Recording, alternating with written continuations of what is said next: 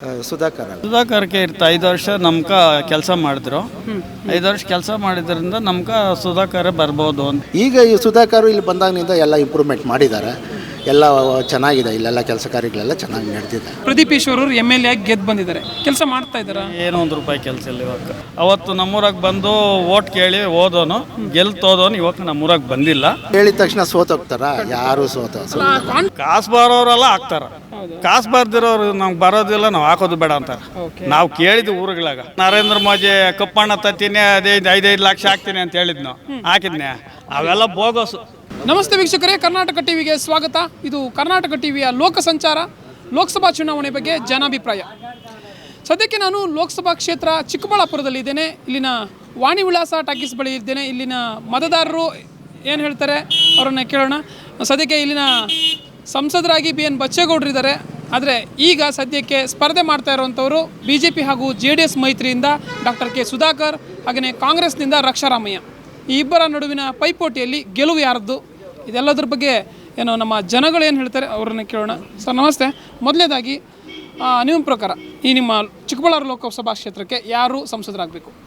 ಸುಧಾಕರ್. ಯಾಕೆ ಸುಧಾಕರ್ ಅವರು? ಯಾಕಂದರೆ ಅಭಿವೃದ್ಧಿ ಕೆಲಸಗಳೆಲ್ಲ ಮಾಡಿಸಿದ್ದಾರೆ, ಅದರಿಂದ ಅವರೇ ಆಗಬೇಕು ಅಂತ ನಾವು ಇದು ಮಾಡ್ತೀವಿ. ಸುಧಾಕರ್ ಅವರು ಅಭಿವೃದ್ಧಿ ಕೆಲಸಗಳನ್ನು ಮಾಡಿಸಿದ್ರ ಅಂತ ಹೇಳ್ತಾ ಇದ್ದೀರಾ. ಬಟ್ ವಿಧಾನಸಭಾ ಚುನಾವಣೆಯಲ್ಲಿ ಪ್ರದೀಪ್ ಈಶ್ವರ್ ವಿರುದ್ಧವಾಗಿ ಸೋಲನ್ನು ಅನುಭವಿಸ್ತಾರೆ.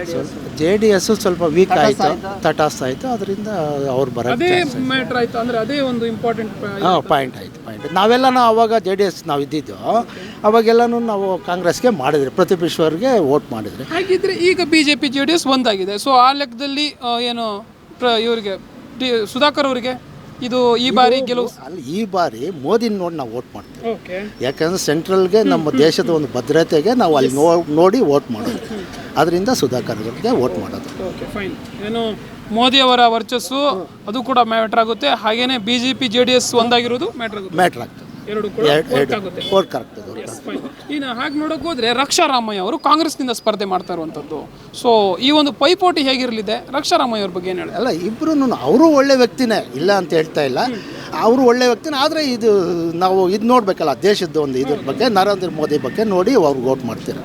ಹಾಗಿದ್ರೆ ಏನು ರಕ್ಷಾರಾಮಯ್ಯ ಬೆಟರೋ ಅಥವಾ ಡಾಕ್ಟರ್ K ಸುಧಾಕರ್ ಬೆಟರ್ ಅನ್ನೋದಕ್ಕಿಂತ ದೇಶದ ನಾಯಕತ್ವ ಮೋದಿಯವ್ರಿಗೆ ಕೊಡಬೇಕು ಅನ್ನೋ ನಿಟ್ಟಿನಲ್ಲಿ ನೀವು ಮಾತಾಡ್ತಾ ಇದ್ದೀವಿ. ಮೋದಿ ಇದಾಗಬೇಕು, ಪ್ರಧಾನಮಂತ್ರಿ ಆಗಬೇಕು ಅಂತಲೇ ನಾವು ಇದು ಮಾಡ್ತಾ ಇದ್ದೀವಿ. Fine sir. ಈಗ ಇಲ್ಲಿನ ಸಂಸದರು, ಹಾಲಿ ಸಂಸದರು BN ಬಚ್ಚೇಗೌಡರು, ಅವ್ರ ಬಗ್ಗೆ ಏನು ಹೇಳ್ತಾರೆ? ಅವ್ರು ಏನು ಪರವಾಗಿಲ್ಲ, ಏನು ಕೆಲಸ ಏನು ಮಾಡಿಸಿಲ್ಲ. ಅವರು ಇಲ್ಲಿ ಯಾವುದು ಏನು ಮುಂಚೆ ಬಂದಾಗಿನಿಂದ, ಇಲ್ಲಿ ಬಂದು ಗೆದ್ದೋದಾಗಿನಿಂದ ಏನು ಮಾಡಿಲ್ಲ. ಈಗ ಈ ಸುಧಾಕರ್ ಇಲ್ಲಿ ಬಂದಾಗಿನಿಂದ ಎಲ್ಲ ಇಂಪ್ರೂವ್ಮೆಂಟ್ ಮಾಡಿದ್ದಾರೆ, ಎಲ್ಲ ಚೆನ್ನಾಗಿದೆ, ಇಲ್ಲೆಲ್ಲ ಕೆಲಸ ಕಾರ್ಯಗಳೆಲ್ಲ ಚೆನ್ನಾಗಿ ನಡೆದಿದೆ. ಅದರಿಂದ ಓಕೆ. ಇನ್ನು ಕಾಂಗ್ರೆಸ್ನಿಂದ ಗೆದ್ದಂಥವ್ರು MLA ಆಗಿ ಆಯ್ಕೆ ಆದಂಥವ್ರು ಪ್ರದೀಪ್ ಈಶ್ವರ್ ಅವರು, ಇದೇ ಡಾಕ್ಟರ್ K ಸುಧಾಕರ್ ವಿರುದ್ಧವಾಗಿ ಗೆದ್ದಂಥವ್ರು, ಅವರು ಕೆಲಸಗಳನ್ನು ಮಾಡಿದ್ದಾರೆ. ಹೇಗೆ ಸರ್?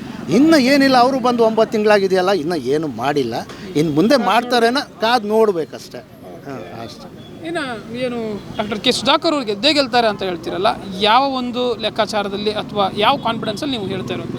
ಏನು ಅವ್ರಿಗೆ ಜನ ಅಭಿಪ್ರಾಯ ಇದೆ, ಜನ ಬೆಂಬಲ ಇದೆ. ಯಾಕಂದ್ರೆ JDS BJP ಮೈತ್ರಿ ಆಗಿದೆ, ಅದರಿಂದ ಎರಡು ಕಡೆದು ಒಂದು ಕಡೆ ವೋಟ್ ಆಗ್ತದೆ, ಅದರಿಂದ ಗೆಲ್ತಾರೆ ಅಂತ ಒಂದು ಭರವಸೆ ಇದೆ.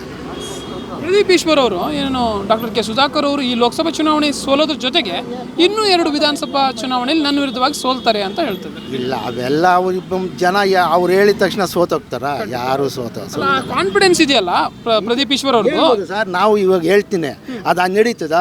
ನಡೆಯಲ್ಲ. ಅಲ್ಲ, ಯಾಕಾಗಿ ಆ ಒಂದು ಕಾನ್ಫಿಡೆನ್ಸ್ ಆಗಿ ಅಷ್ಟು ಭರವಸೆ ನುಡಿಗಳನ್ನು ಆಡ್ತಿರೋದು? ಏನಾದ್ರು ಮಾಡಿದಾರಾ? ನಮ್ಮ ಚಿಕ್ಕಬಳ್ಳಾಪುರ ಕ್ಷೇತ್ರಕ್ಕೆ ಏನಾದರೂ ಅಷ್ಟು ಕೆಲಸಗಳನ್ನು ಮಾಡಿದಾರಾ? ಮತ್ತೆ ಗೆಲ್ತೀನಿ ಅನ್ನುವಂಥ ವಿಶ್ವಾಸ? ಇನ್ನು ಏನು ಒಂಚೂರು ಏನು ಮಾಡಿಲ್ಲ ಸರ್. ಇನ್ನು ಬಂದಾಗಿನಿಂದ ಏನು ರೋಡ್ಗಳಿಗೆ ಇನ್ನೊಂದು ಮತ್ತೊಂದು ಡೆವಲಪ್ಮೆಂಟ್ಸ್ ಯಾವುದು ಏನೂ ಇಲ್ಲ. ಇನ್ನು ಮಾಡ್ತಾರೇನೋ ಗೊತ್ತಿಲ್ಲ. ಮುಂದೆ ಇದುವರೆಗೂ ಬಂದೇವಂತ 8-9 ತಿಂಗಳಾಗಿದೆ, ಏನು ಮಾಡಿಲ್ಲ.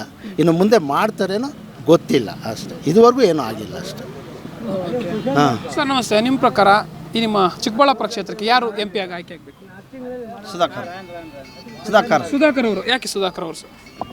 ಅವರು MLA ಆಗಿದ್ದಾಗ ನೀರಾವರಿ ಕೆಲಸಗಳು, ರೋಡ್ಗಳು ಎಲ್ಲ ಮಾಡಿದ್ದಾರೆ. ಓಕೆ. ಇನ್ನು ರಕ್ಷಾರಾಮಯ್ಯ ಅವರ ಬಗ್ಗೆ ಏನು ಹೇಳ್ತೀರಾ? ರಕ್ಷಾರಾಮಯ್ಯ ಅವರು ನಿಮ್ಮ ಏನು ಡಾಕ್ಟರ್ K ಸುಧಾಕರ್ ವಿರುದ್ಧವಾಗಿ ನಿಂತಿರುವಂಥವ್ರು, ಚುನಾವಣೆಗೆ ಸ್ಪರ್ಧೆ ಮಾಡ್ತಾ ಇರುವಂಥವ್ರು, ಏನು ಹೇಳ್ತೀರಿ? ನಿಂತಿರ್ಬೋದು, ಇನ್ನು ಹೊಸಬರು ನೋಡ್ಬೇಕು. ನಾವು ಮೂಲದಿಂದ ನಾವು JDS ಅವರು, ಇವಾಗ JDS ಕ್ಯಾಂಡಿಡೇಟು ಅಲಯನ್ಸ್ ಆಗೈತೆ, ಅದಕ್ಕೋಸ್ಕರ ನಾವು ಸುಧಾಕರ್ಗೆ ಓಟ್ ಸೊ ಹಾಕ್ತೀವಿ. JDS BJP ಒಂದಾಗಿದೆ ಅನ್ನೋ ಕಾರಣಕ್ಕೆ ಈಗ ಡಾಕ್ಟರ್ ಕೆ ಸುಧಾಕರ್ ಅವರ ಗೆಲ್ಬೋದು. Okay. In case JDS candidate ಇದ್ದಿದ್ರೆ ಅವಾಗ ನಿಮ್ಮ JDS JDS ಕ್ಯಾಂಡಿಡೇಟ್ ಓಕೆ ಅದಕ್ಕೋಸ್ಕರ JDS ಇಲ್ದಿದ್ದಕ್ಕೋಸ್ಕರ ನಾವು BJPಗೆ ಇದು ಮಾಡ್ತೀವಿ. ಫೈನ್, ಅದು ಕರೆಕ್ಟ್. ಈಗ ಏನು ಡಾಕ್ಟರ್ ಕೆ ಸುಧಾಕರ್ ಅವರು ಏನು ಸಚಿವರಾಗಿದ್ದಂಥ ಸಂದರ್ಭದಲ್ಲಿ ಆರೋಗ್ಯ ವಿಭಾಗದಲ್ಲಿ ಸಚಿವರಾಗಿದ್ದಂಥವ್ರು ಅಂತ ಆ ಸಮಯದಲ್ಲಿ ಕೆಲಸಗಳನ್ನು ಮಾಡಿದ್ದಾರೆ ಕೆಲಸ ತಂದಿದ್ದಾರೆ. ನೀರಾವರಿ ಇರ್ಬೋದು, ಬೆಂಗಳೂರಿಂದ ನೀರು, ಕೆರೆಗಳಿಗೆ ನೀರು ಹರಿಸೋದು ಇರ್ಬೋದು, ಎಲ್ಲ ರೋಡುಗಳು ಎಲ್ಲ ಮಾಡಿದ್ದಾರೆ. ಓಕೆ. ಹಾಗಿದ್ರೆ ಆ ಕೆಲಸ ಜನರು ಈಗ ಲೋಕಸಭಾ ಚುನಾವಣೆಯಲ್ಲಿ ಕೈ ಹಿಡಿತಾರೆ ಅಂತ ಅನ್ಸುತ್ತಾ ಸುಧಾಕರ್ ಅವರು? ಹಿಡಿತಾರೆ. ಸರಿ, ಇನ್ನು ಏನು Raksha Ramaiah versus doctor K Sudhakar ಈ ಪೈಪೋಟಿ ಹೇಗಿರಲಿದೆ ಒಟ್ಟಾರೆಯಾಗಿ? ಇರ್ತೈತೆ, ಪೈಪೋಟಿ ಇರ್ತದ. ಯಾಕಂದರೆ ಇಬ್ಬರೇ ಕ್ಯಾಂಡಿಡೇಟು, JDS ಇಲ್ಲ, ಅದಕ್ಕೋಸ್ಕರ ಪೈಪೋಟಿ ಇರ್ತದೆ. ಸರಿ, ಈಗ ಏನು BJP ಮತ್ತು JDS ಒಂದಾಗಿದೆ, ಇದು ಎಷ್ಟರ ಮಟ್ಟಿಗೆ ಶಕ್ತಿ ತುಂಬುತ್ತೆ ಡಾಕ್ಟರ್ ಕೆ ಸುಧಾಕರ್ ಅವರಿಗೆ? ತುಂಬುತ್ತೆ. JDS BJP ಓಟು ಎರಡೂ ಇರ್ತದಲ್ಲ, ಅದಕ್ಕೋಸ್ಕರ ಪ್ರತಿಯೊಂದು ತಾಲೂಕಾಗೂ JDS ಓಟು ಸುಧಾಕರ್ಗೆ ಹಾಕ್ತಾರೆ. ಸಿಗುತ್ತೆ. ಎಷ್ಟು ಕ್ಷೇತ್ರವನ್ನು ಗೆಲ್ಬೋದು ಅನ್ಸುತ್ತೆ BJP ಮತ್ತು JDS ಮೈತ್ರಿ 28ರಲ್ಲಿ ನಮಗೇನು ಅಂತ ಐಡಿಯಾ ಇಲ್ಲ. ನಮ್ಮ ಕ್ಷೇತ್ರ ಸುಧಾಕರ್ ಗೆಲ್ತಾರೆ. ನಮಸ್ತೆ. ಏನು ಲೋಕಸಭಾ ಚುನಾವಣೆ ಬಗ್ಗೆ ಏನಿದೆ ಲೆಕ್ಕಾಚಾರ? BJP JDS ಒಂದು ಕಡೆ ಆದರೆ ಒಂದು ಕಡೆ ಕಾಂಗ್ರೆಸ್ಸು, ಯಾರು ಗೆಲ್ಬೋದು ಅನ್ಸುತ್ತೆ? ಯಾವುದನ್ನ ಇರಲಿ, ನಾವು ದೇವೇಗೌಡರ ಪಾರ್ಟಿ, ನಾವು ಹಾಕೋದು JDSಗೆ. ಮೊದಲಿಂದನೂ ನೀವು JDS. ಈಗ BJP ಮತ್ತು JDS ಒಂದಾಗಿರೋದಕ್ಕನ ಎರಡು ಸೇರಿ ಹಾಕ್ತಾರ. ನಾವು ಹಾಕೋದು JDS ಅವ್ರಿಗೆ ಹೋಗಿ BJPಗೆ ಹಾಕ್ತೀವಿ. ಹೌದು, ಅದೇ ಈಗ JDS ಅಂದರೆ BJP ಕ್ಯಾಂಡಿಡೇಟು ಏನು doctor K Sudhakar. So JDS BJP ಒಂದಾಗಿದ್ದಾರೆ ಅಂದರೆ ಅವ್ರು ಇಬ್ಬರು ಕಡೆಯಿಂದ ಅವ್ರ ಕ್ಯಾಂಡಿಡೇಟ್ ಆ ಲೆಕ್ಕದಲ್ಲಿ ನೋಡೋಕೆ ಹೋದರೆ ನಿಮ್ಮ ಏನು ಸಪೋರ್ಟು ಈಗ ಡಾಕ್ಟರ್ ಕೆ ಸುಧಾಕರ್ ಅವ್ರಿಗಿರುತ್ತಾ? ಸುಧಾಕರ್ಗೆ ಇರ್ತಾ 5 ವರ್ಷ ನಮ್ಗೆ ಕೆಲಸ ಮಾಡಿದ್ರು. 5 ವರ್ಷ ಕೆಲಸ ಮಾಡಿದ್ರಿಂದ ನಮ್ಗೆ ಸುಧಾಕರ್ ಬರ್ಬೋದು ಅಂತ ಅನಿಸ್ತೈತೆ. ಈಗ ಕಳೆದ ಬಾರಿ ಡಾಕ್ಟರ್ ಕೆ ಸುಧಾಕರ್ ಅವರು ವಿಧಾನಸಭಾ ಚುನಾವಣೆಯಲ್ಲಿ ಸೋಲ್ತಾರೆ. ಸೊ ಆವಾಗ ಹೇಗಿತ್ತು ನಿಮ್ಮ ಮನಸ್ಥಿತಿ? ಅಂದರೆ ಆವಾಗ ಅವ್ರಿಗೆ ಮತ್ತೆ ಮತ ಹಾಕಬೇಕು ಅಂತ ಅನಿಸಿತ್ತಾ ಇಲ್ವಾ? ಹೇಗೆ? ಅವ್ರಿಗೆ ಅವಾಗ ಟೈಮ್ ಸರಿ ಇಲ್ಲ. ಇನ್ನೊಂದು 10 ಗಂಟೆವರೆಗೂ ಓಟು JDS ಓಡಿಲ್ಲ, JDSನವ್ರು ಕಾಸು ಕೊಡಿಲ್ಲ. ಆವಾಗ ಏನು ಮಾಡಿದ್ರು, ಕಾಂಗ್ರೆಸ್ಗೆ ಹಾಕಿದರು. ಅಷ್ಟು ಬಿಟ್ಟರೆ ಅವಾಗ ಕಾಂಗ್ರೆಸ್ ಬರೋಕೆ ಚಾನ್ಸ್ ಆಯಿತು ಅಷ್ಟೇ. ಸುಧಾಕರ್ ಸೋಲೋದು ಮಾಮೂಲಿ 76,800 ಓಟ್ ಬಿತ್ತು ಸುಧಾಕರ್ಗೆ. ಅದಕ್ಕೇನು ಕಮ್ಮಿ ಆಗಿಲ್ಲ. JDS ಭಾಗ ಆಯ್ತಲ್ಲ, ಅದರಿಂದ ಕಾಂಗ್ರೆಸ್ ಬಂತು. ಆದರೂ ಹೊಸ ಅಭ್ಯರ್ಥಿ, ಏನು ರಾಜಕೀಯದ ಅಂಥ ಗಂಧಗಾಳಿನೂ ಇಲ್ಲದೆ ಇರೋವಂಥ ವ್ಯಕ್ತಿ ಸಡನ್ನಾಗಿ ಬಂದು ಒಂದು ಅವರೇ ಹೇಳ್ಕೊತಾರೆ, ಪ್ರದೀಪ್ ಈಶ್ವರ್ ಅವರು 20 ದಿನಗಳ ಕಾಲ ಬರೀ 20 ದಿನಗಳ ಕಾಲ ಚುನಾವಣೆ ಅಖಾಡದಲ್ಲಿ ಏನು ಪ್ರಚಾರ ಮಾಡಿಕೊಂಡು ನಾನು ಗೆದ್ದು ಬಂದೆ ಅಂತ. ಈಗ ಸಾಮಾನ್ಯ ಯುವಕ ಈ ರೀತಿಯ ಅಂದರೆ ಗೆಲುವನ್ನು ಪಡಿತಾರೆ ಅಂದರೆ ಅಷ್ಟು ಪ್ರಭಾವಿ ನಾಯಕರ ವಿರುದ್ಧವಾಗಿ ಏನಿಲ್ಲ. ಸುಧಾಕರ್ದು ಒಂದು ಕೈ ಚಪ್ಪಾಳೆ ಹಾಕೋಕ್ಕಾಗಲ್ಲ. ಇದು ಕಾಂಗ್ರೆಸ್ JDS 2 ಕೈ ಚಪ್ಪಾಳೆ ಆಯಿತು. ಚಪ್ಪಾಳೆ ಆಯ್ದಾಗ ಸೌಂಡ್ ಬಂತು, ಅಷ್ಟೇ ಆಗಿತ್ತು. ಅದು ಪ್ರದೀಪ್ ಈಶ್ವರ್ ಅವರಿಗೆ ಆಯಿತು. ಅಷ್ಟೇ. ಫೈನ್. ಈಗ ನೋಡಿದ್ರೆ ಪ್ರದೀಪ್ ಈಶ್ವರ್ ಅವರು MLA ಆಗಿ ಗೆದ್ದು ಬಂದಿದ್ದಾರೆ. ಕೆಲಸ ಮಾಡ್ತಾ ಇದ್ದಾರಾ? ಏನೋ 1 ರೂಪಾಯಿ ಕೆಲಸ ಇಲ್ಲ ಇವಾಗ. ಏನು ಮಾಡಿಲ್ಲ ಇವಾಗ, ಏನು ಮಾಡಿಲ್ಲ. ಮುಂದೆ ಮಾಡ್ಬೋದೋ ಮಾಡ್ತಾರೋ ನಮ್ಗೆ ಗೊತ್ತಿಲ್ಲ. ಇವಾಗ ಅವತ್ತು ನಮ್ಮೂರಾಗ ಬಂದು ಓಟ್ ಕೇಳಿ ಓದೋನು ಗೆಲ್ತೋದೋನು ಇವಾಗ ನಮ್ಮೂರಾಗ ಬಂದಿಲ್ಲ. ಮುಂದೆ ಏನು ಮಾಡ್ತಾನೋ ಏನಿಲ್ಲ ಗೊತ್ತಿಲ್ಲ. ಓಕೆ. ಇನ್ನು ಸಂಸದರು BN ಬಚ್ಚೇಗೌಡರು ಅವರು BJPಯಿಂದ ಏನು ಸ್ಪರ್ಧೆ ಮಾಡಿ ಗೆದ್ದಂಥವ್ರು. ಸೊ ಅವ್ರ ಕೆಲಸಗಳನ್ನು ಮಾಡಿದ್ರೆ ಈ 5 ವರ್ಷಗಳ ಕಾಲ ಅಥವಾ ಹಿಂದೆ BN ಬಚ್ಚೇಗೌಡರು. ಯಾವ ಬಚ್ಚೇಗೌಡರು? ಸಂಸದರು. ಹೊಸಕೋಟೆ, ನಿಮ್ಮ ಚಿಕ್ಕಬಳ್ಳಾಪುರ ಲೋಕಸಭಾ ಕ್ಷೇತ್ರಕ್ಕೆ ಸ್ವಲ್ಪ ರೋಡ್ಗಳು ಹಾಕಿದರು, ದೊಡ್ಡ ರೋಡ್ಗಳು ಹಾಕಿದ್ರು. ನಮ್ಗೂ ಒಂದು ಅಗಲಗೂರಿನಿಂದ ಒಂದು ರೋಡ್ ಹಾಕಿದ್ರು. ಅಗಲಗೂರಿನಿಂದ ಕ್ಯಾಶವಾರವರೆಗೂ ಒಂದು ರೋಡ್ ಹಾಕಿದ್ರು ಸಂಸದರು ಅವರು. ಅದೊಂದು ಗೊತ್ತಾಗಿದೆ.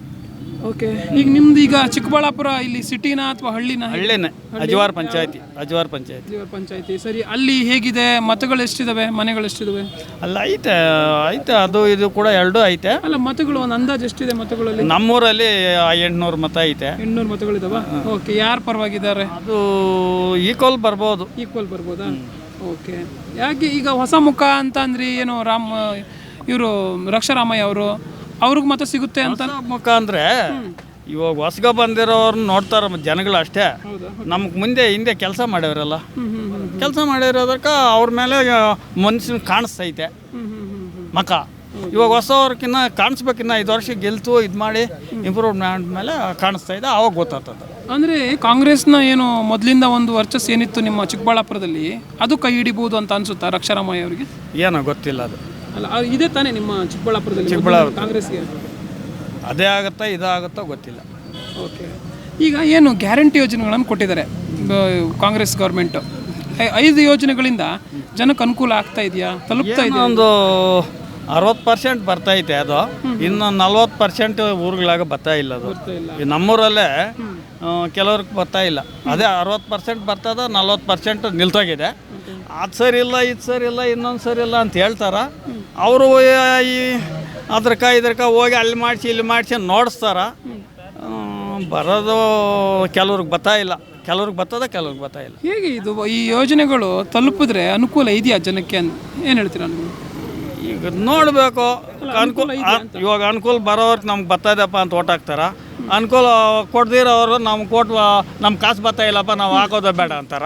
ಹಿಂಗೆ ನಡೀತಾ ಇದೆ ಊರುಗಳಲ್ಲಿ. ನೀವೇನು ಹೇಳ್ತೀರಾ?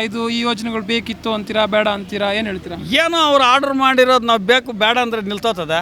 ಅದು ಖಂಡಿತ. ನಿಮ್ಗೆ ಏನು ಅನ್ಸುತ್ತೆ? ಕೊಟ್ಟರೆ ಒಳ್ಳೇದೇ, ಕೊಟ್ಟರೆ ಒಳ್ಳೇದೇನಾ? ಬಡವರು ಜೀವನ ಥರ ಕೊಡ್ಬೇಕಲ್ಲ. ಕೆಲವ್ರಿಗೆ ಬರ್ತದ, ಕೆಲವ್ರಿಗೆ ಬರ್ತಾ ಇಲ್ಲ. ಅದೇ ನಾನು ಏನು ಕೇಳ್ತಾ ಇದ್ದೀನಿ ಅಂದರೆ, ಕೆಲವರು ಬೇಕು ಅಂತಾರೆ, ಕೆಲವ್ರು ಬೇಡ ಅಂತಾರೆ. ಅಂದರೆ ಅವ್ರು ನಿಲ್ಲಿಸ್ತಾರೋ ಇಲ್ವೋ ಗೊತ್ತಿಲ್ಲ, ಆದರೆ ನಿಮ್ಗೆ ಬೇಕು ಅನ್ಸುತ್ತಾ ಅಂತ ಕೇಳ್ತಿರೋದು. ಬೇಕು ಅನ್ಸುತ್ತಾ? ಬೇಕು ಅನ್ಸುತ್ತೆ.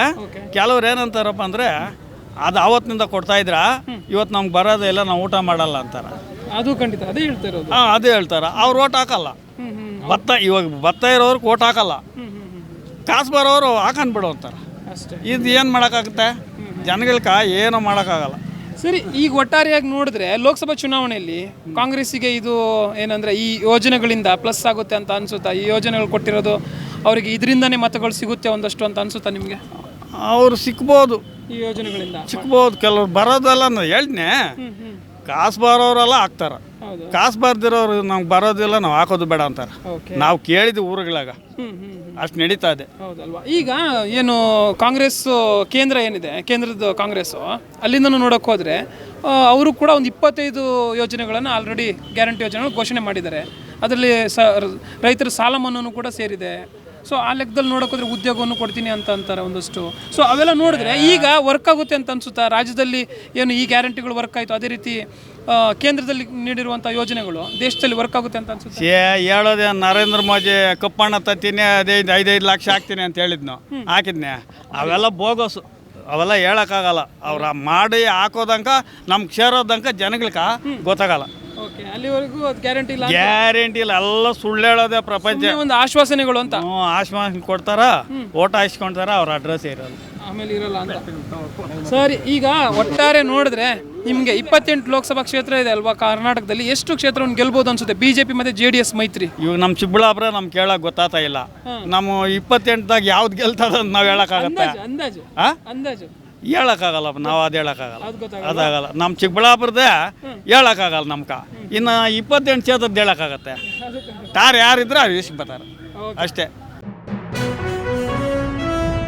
ಜನ ಪ್ರತಿದಿನ ಟೈಮ್ ಸರಿಯಾಗಿ ಊಟ ಮಾಡ್ತಾರೋ ಬಿಡ್ತಾರೋ, ಆದರೆ ಪೊಲಿಟಿಕಲ್ ಟ್ರೆಂಡ್ ಏನಿದೆ ಅಂತ ಪ್ರತಿದಿನ ಪ್ರತಿ ಕ್ಷಣ ಕಾಯ್ತಿರ್ತಾರೆ.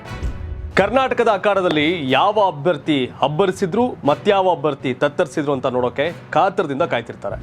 28 ಕ್ಷೇತ್ರಗಳ ಪ್ರತಿದಿನದ ಪಬ್ಲಿಕ್ ಪಲ್ಸ್ ಏನು, ಪ್ರಚಾರದಲ್ಲಿ ಯಾರ ಮುಂದೆ ಯಾರ ಹಿಂದೆ ಎಲ್ಲ ಮಾಹಿತಿಯನ್ನು ನಾವು ಕೊಡ್ತೇವೆ. ಕರ್ನಾಟಕ ಕುರುಕ್ಷೇತ್ರ 28 ಕ್ಷೇತ್ರಗಳ ಡೈಲಿ ನ್ಯೂಸ್ ಪ್ರತಿದಿನ ರಾತ್ರಿ 8 ಗಂಟೆಗೆ ಯೂಟ್ಯೂಬ್ನಲ್ಲಿ ಕರ್ನಾಟಕ ಟಿವಿ ಅಂತ ಸರ್ಚ್ ಮಾಡಿ, ನಂತರ ನಮ್ಮ ಕರ್ನಾಟಕ ಟಿವಿ ಸಬ್ಸ್ಕ್ರೈಬ್ ಮಾಡಿ. ಸಬ್ಸ್ಕ್ರೈಬ್ ಆದಮೇಲೆ ನಿಮಗೆ ಹೋಮ್ ಪೇಜ್ ಬಂದರೆ ಕಮ್ಯುನಿಟಿ ಅನ್ನೋ ಆಪ್ಷನ್ ಸಿಗುತ್ತೆ. ಈ ಕಮ್ಯುನಿಟಿ ಆಪ್ಷನ್ ಕ್ಲಿಕ್ ಮಾಡಿದ್ರೆ ನಿಮ್ಮ ಕೆಳಗಡೆ 28 ಲೋಕಸಭಾ ಕ್ಷೇತ್ರಗಳ ಒಂದು ಪೋಲ್ ಕ್ರಿಯೇಟ್ ಮಾಡಲಾಗಿದೆ. ನೀವು ಹೋಗಿ 28 ಕ್ಷೇತ್ರಗಳಲ್ಲಿ ಯಾರು ಗೆಲ್ತಾರೆ, ಯಾರು ಗೆಲ್ಲಬೇಕು, ನಿಮ್ಮ ಸಪೋರ್ಟ್ ಯಾರಿಗೆ ಅಂತ ಅಲ್ಲಿ ನೀವು ಕ್ಲಿಕ್ ಮಾಡ್ಬೋದು, ಅಂದರೆ ವೋಟ್ ಮಾಡ್ಬೋದು. ಇಲ್ಲೇನು ವೋಟಿಂಗ್ ಆಗುತ್ತೆ ನಾವು ಪ್ರತಿದಿನ ನಾವು ನ್ಯೂಸಲ್ಲಿ ನಿಮಗೆ ಅಪ್ಡೇಟ್ ಮಾಡ್ತಿರ್ತೀವಿ. ಇದು ಮತದಾನದ ದಿನದವರೆಗೂ ಕೂಡ ಈ ಪೋಲಿಂಗ್ ಓಪನ್ ಇರುತ್ತೆ.